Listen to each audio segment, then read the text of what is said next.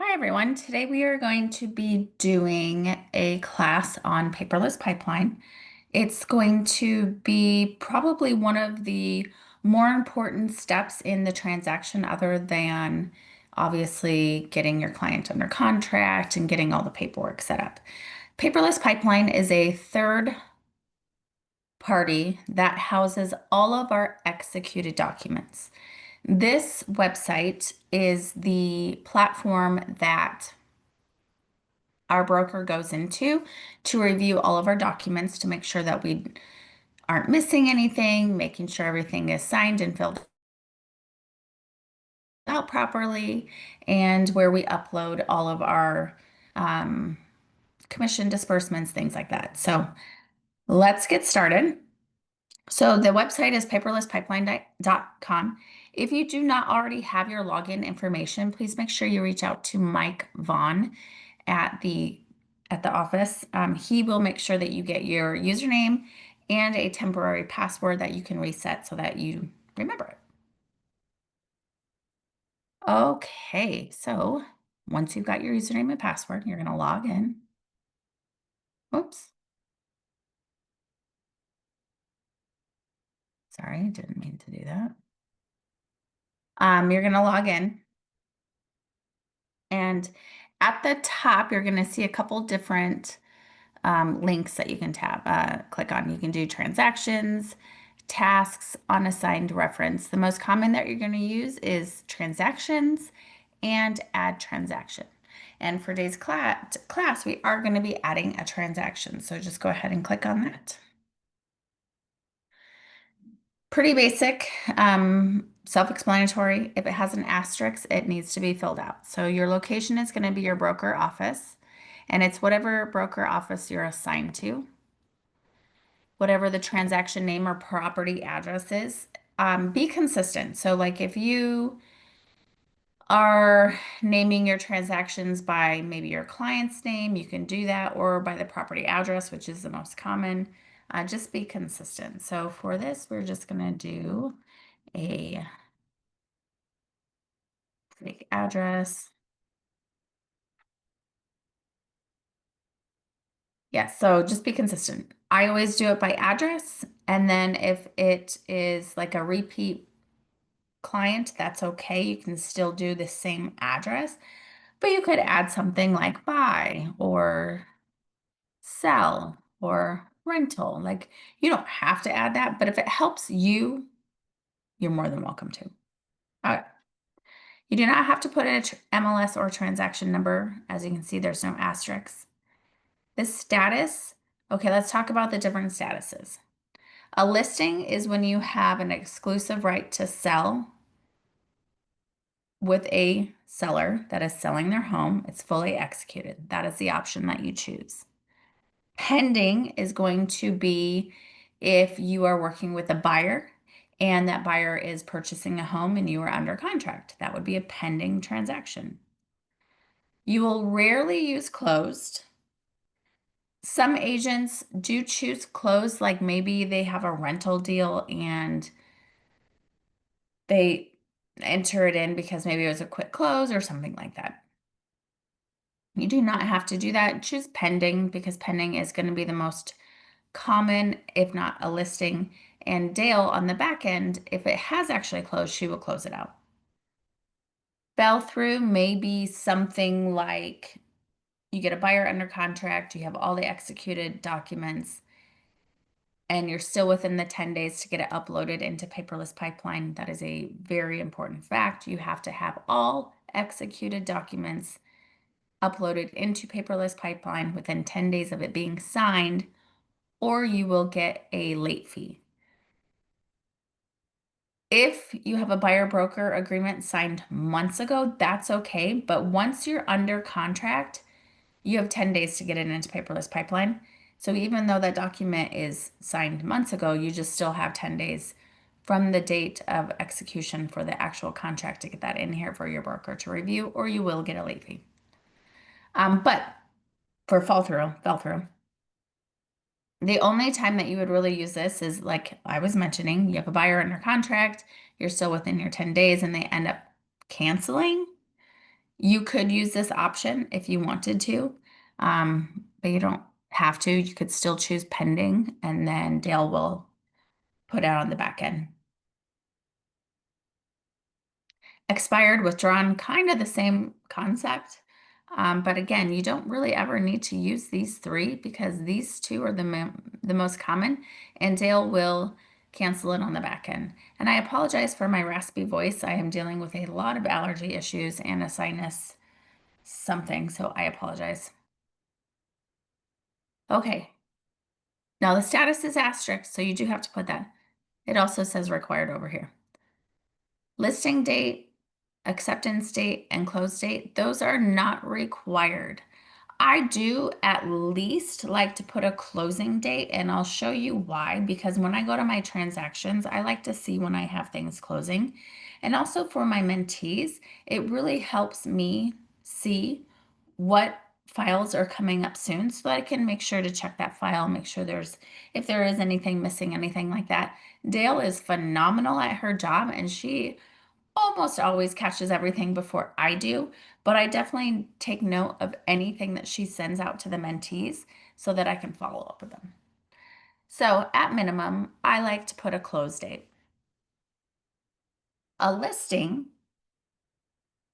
you may have a listing date and um, you might not have the close date. In fact, you probably won't have the close date because it's just a listing. You just want under contract for it. But once you get a close date, or if you do have a close date, just make sure you put it in. More information, you can definitely put things here if you would like, just to kind of help. If you was a referral from outside agent, that tells Dale that you need to have a referral agreement and the W-9 from the referring brokerage. You could also put really anything about the transaction that's not covered in any of the other fields, like a lockbox code, home warranty information, that kind of stuff. It is not required. You can leave this blank. If you know the seller's name, you can put it, but again, it is not mandatory. Same with buyer's name. You do not have to put it. The list price and the sale price. The list price is if you have a contract and the listing was maybe 510,000. But you ended up getting it for only 500,000. That is what that means. So those do not have to be the same, but they also do not have to be entered. So you do not have to worry about it if you don't want to. Total commission. Some people think it's bad luck if you enter the commission before it actually closes. This is just an estimated commission. It kind of gives Dale an idea of what to look for. But again, she is double checking all of your documents, your exclusive right to sell, and she's also checking your buyer broker agreement. So it's up to you if you want to put a total commission. Oops, for this training purposes, we will. And maybe it was just a flat fee to seller's agent. And we'll make this a listing agreement. So I'm going to choose listing. You do not have to put anything here. You could make a note 2.5%. You know, if it was a flat fee, because of buyer brokers, you now kind of don't know what the seller is willing to pay for the buyer broker. So I wouldn't even put notes there unless you know once you go under contract and we're entering in an acceptance file transaction, then you might want to put that in there. But as far as this one, because it's an exclusive right to sell, for my example, I just know what they're willing to pay me per the ER. And you can say flat fee to seller agent per the ER, which is exclusive right to sell.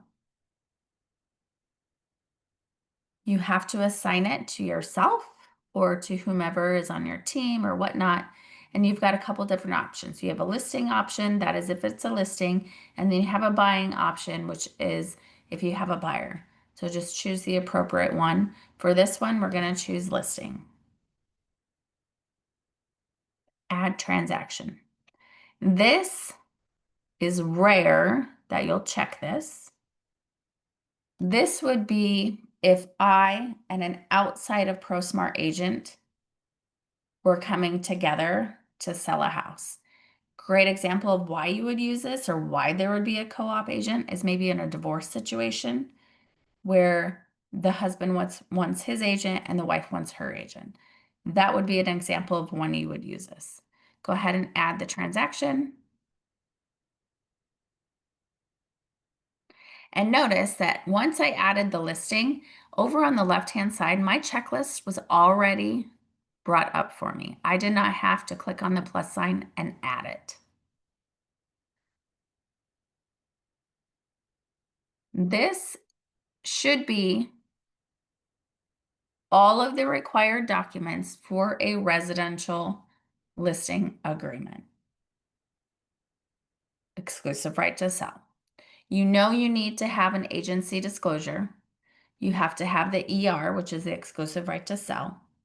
You have to have some kind of MLS input form, whether it's printed or pre-filled out by you, it doesn't matter. It just has to be dated and it has to be signed by the seller. Now, it does say that you can have the MLS input form or a seller signed dated MLS printout. So if you enter in all of the MLS information and you print the form, there's a class on that. So if you don't know what I'm referring to, make sure you visit the MLS, how to enter a listing. It'll be in that class. So if you don't have that form, which I don't know why you wouldn't, you could just print MLS printout and have them sign and date it and upload that. Basically, what they're saying is that the MLS information that was entered is true to the best of their knowledge. So you could do either or, but I don't know why you wouldn't do the MLS input form, but again, to each his own. You also have to have an MLS printout of the private version. So after you've entered into the MLS, all the information, you can print and save the MLS printout. Just make sure it's a private version. If the home was built before 1978, you need to have the lead-based paint addendum. Market conditions advisory. This is not a required document, but it is an amazing document. And I would suggest that you get it signed by your clients. If you do not know what that form is and why I'm saying it's very important, go and listen to that class on market conditions advisory.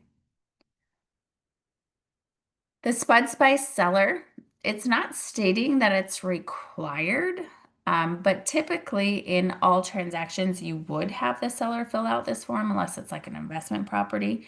And if that's the case, you could make a note. Remember where we had that option to add more information? You could add a note that seller never occupied the home, seller disclosures will not be provided. If it is in a planned community, the HOA addendum by the seller is required only if it applies. So if there is no HOA, then you don't need it. And then the listing contract addendum, that is if anything changes, price, dates, things like that. That would be a form that you would sign. And then just a reminder, again, all of these forms have to be entered into or uploaded into Paperless Pipeline within 10 days of it being signed, or you will get a late fee. Okay, so this is transaction option number 1. I'm not going to go back to the add transaction because really the only other thing I wanted to talk about is the different types of checklists. So let's add or go over these checklists. Apartment locating, you probably won't ever use that. Commercial lease, unless you're a commercial agent, you won't use that. Commercial sale, you won't use that, again, unless you're a commercial agent. Contract docs. If you have a listing that went under contract, you need to add a new transaction, and it'll basically be the exact transaction that you entered for the actual listing. So it's going to be the property address. You're going to choose the file type as listing because you have the listing. But instead of the checklist popping up for listing docs, you're going to choose contract docs. And it shouldn't automatically populate the checklist for you because it's a duplicate file. At least that's how it's been for me. It doesn't do that. So it gives me the option to choose my checklist.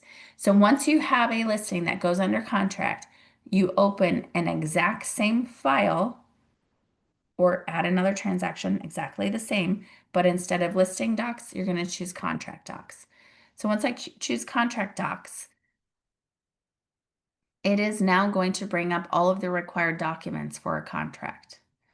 So even though you don't have the buyer, you have the seller, these are still required documents that you have to upload because all of these are fully executed documents, right? So once the buyer signs it, the seller signs it, and now you've got an executed form, you upload that into Paperless Pipeline. So if it has required by it, that's when you enter it. Let's say I have the buyer in this transaction. Same thing. Once I enter in the transaction, instead of the status being a listing, the status I'm going to choose pending. Remember, that was the other option that you had. So my status will say pending. Come over here to the checklist, and contract documents is going to be the checklist that you choose because now it's a pending contract. So the main difference between this example and the last one I just gave is one was a listing that I have. So I represent the seller. That seller went under contract. And those are the contract docs for that pending listing. In this example, because my status is pending, that means I represent the buyer. And also, when you put your agent status, whether it was a listing agent or a buying agent, that'll also help Dale determine, okay, what kind of file is this? If you ever choose the wrong status or wrong type of agent, that's okay. Dale can fix it. Just send her a quick email, and you can actually email her from here. You can click on that, choose Dale, put in your subject like error made, whatever, and then Dale, can you correct the status of this file? It should be pending, whatever it might be. And then you just hit send, which is right here, send. And that will be emailed to Dale, but also I'll be able to see everything down below. You can't really see it here because there's no communication in this one yet. But once I send it, it'll be down here and I can read it and follow up and stuff. Let's see. Oh, if it's a new build. So if it's a new build, your status would be pending, your side would be buyer, and my checklist would now be a new build. So these are all the required documents that you need if it says required by it to upload if you represent a buyer in a new build community. The executed contract with a buyer might be older than 10 days, and Dale is very much aware of that because we're kind of at their mercy to give us the executed contract. So as soon as you receive the buyer signed, you can upload a copy of that to Paperless Pipeline. That tells Dale I am under contract with the buyer, or I'm sorry, the builder, and I'm waiting for the executed contract from the seller. And then once you get that, upload a copy of that. Um, Even though it's a new build, you do have to have a ProSmart mold advisory form signed, so make sure that you get that to them ASAP so that you can upload that into Transaction Desk.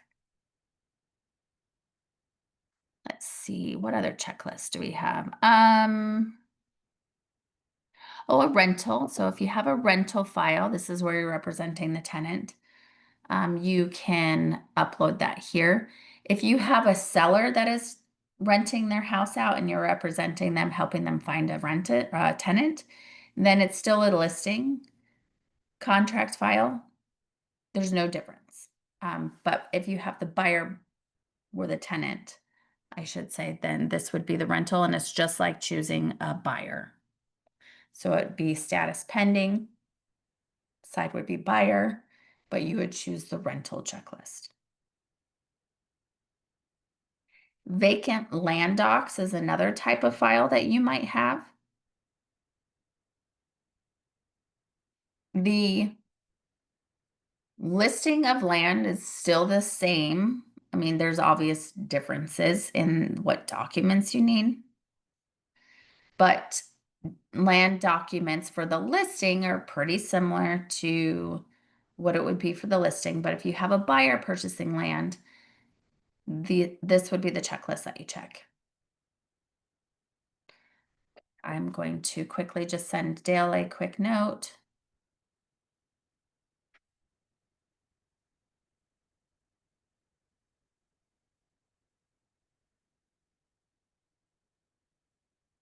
So that she knows she can delete this file once I'm done.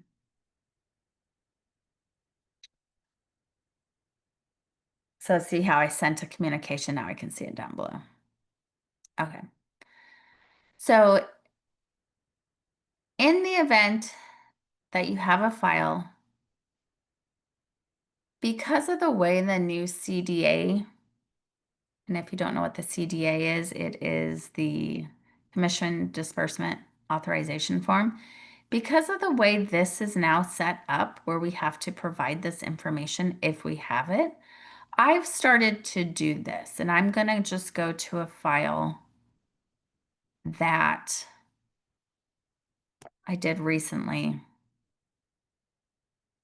I added all the context here so that when it came time to fill out my CDA, all of the information I needed was here. And by adding, all you have to do is click on Add Contact, and you can put in their role, the company, their name, their email, and their phone number, and then you add it. And once it's added, it'll pop up here. I've started to do that because I found that it was much easier for me to fill out the CDA if I had that information already available. It's a couple extra minutes of your time, but I have found that it has helped tremendously with filling that form out. So I think you should do that.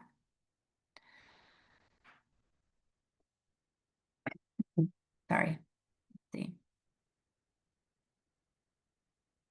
Uploading documents. In previous classes, I have told you to make sure that you have a very organized system, whether it be on your desktop or wherever it might be. But for my example, let's see, I have a ProSmart file, and then inside that I try to do it by address. So say 520 North Stapley Drive. And then inside that, I have all my executed documents. But I have found that that makes it easier. Oops. I have found that that makes it easier for when I need to upload my documents because everything is organized and I can just go ahead and click on in the blue box here, find the file that I need in my paperless or my ProSmart Realty, go to whatever file it is. Oops.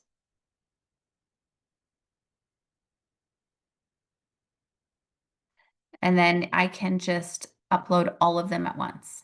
I don't have to do one at a time. So I'm going to upload all those documents.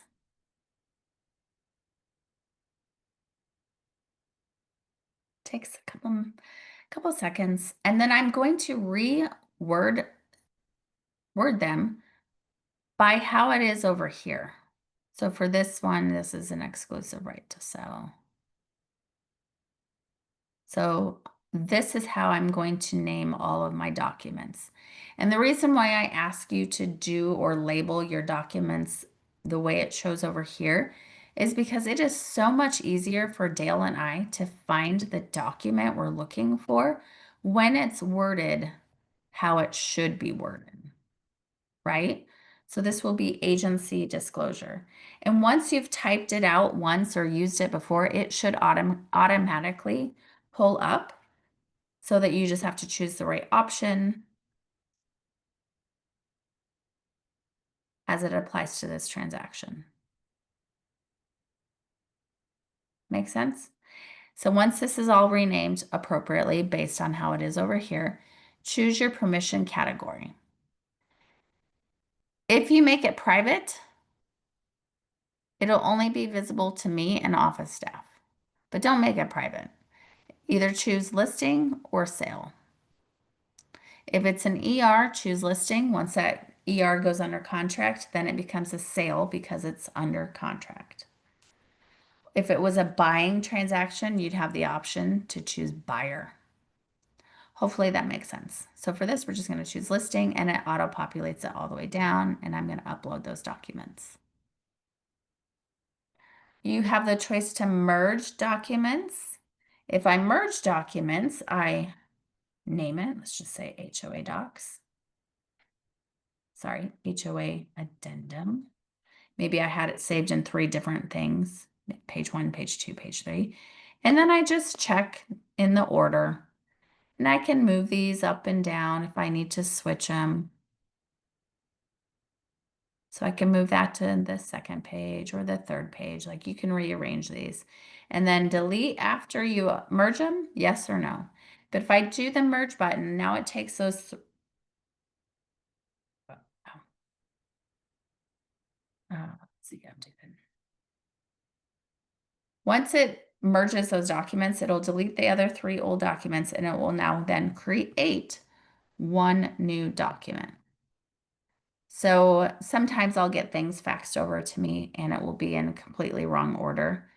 This is a way to put it in the new order or the correct order. So it just merged all of these documents. Very handy step or tool if you need it.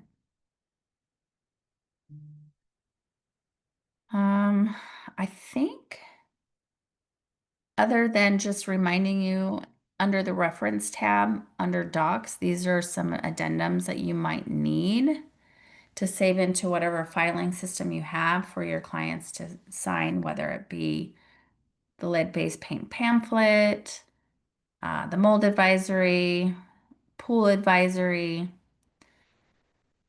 wire fraud advisory. A lot of these are already in transaction desk, but like the mold advisory, that's a ProSmart specific addendum that's not going to be in transaction desk. So you might need to save that and upload it. And then once your clients sign it, put it in your transaction.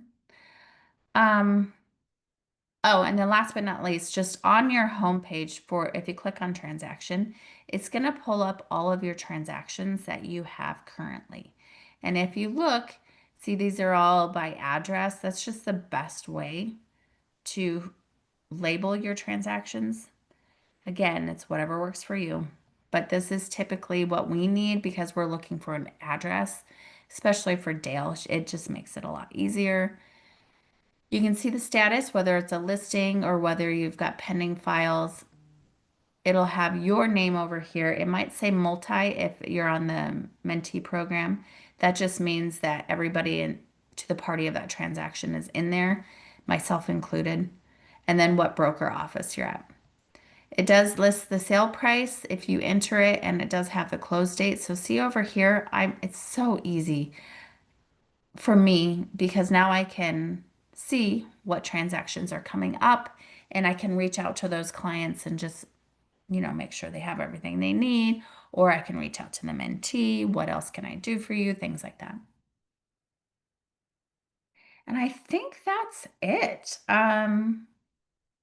Again, class tonight was mainly just on adding the transaction, but if you just come in here and you play around, you can't really mess anything up. Dale can always delete it. So practice making a transaction. I would love for you to practice setting up a listing, a buyer, which is a pending, and then maybe do like a couple different files, just a vacant land, a rental, just play around, and then Dale can delete everything after that. Okay. Oh, and then also here's the complete. Rarely do I ever have like 28 out of 28 for this example. But anyways, you kind of get the idea of it. Um, Let me know if you have any questions. Yeah, that's it. Just let me know if you have any questions. And again, I apologize about my voice. I've been under the weather. But if you have anything or need any help, just let me know. I am always here for you. Have a great afternoon or evening, and we'll see you at the next class. Talk to you soon.